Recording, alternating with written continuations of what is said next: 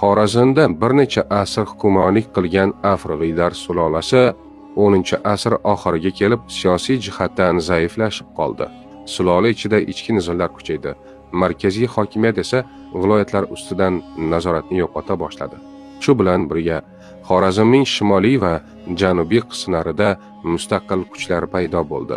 995-yilda kuchli siyosiy guruh ma'muniylar Afrig'iylarni hokimiyatdan ag'darib, Xorazmda siyosiy boshqaruvni qo'lga oldi.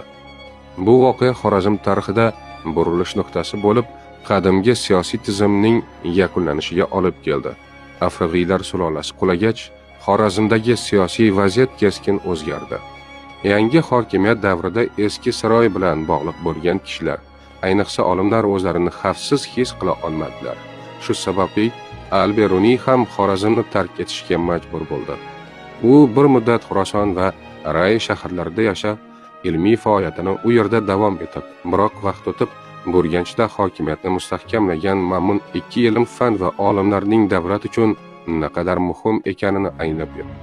U Xorazmni yirik ilmiy markazga aylantirishni maqsad qildi va ilgari turli sabablarga ko'ra yurtni tark etgan allomalarni qaytadan Burganchga taklif qila boshladi.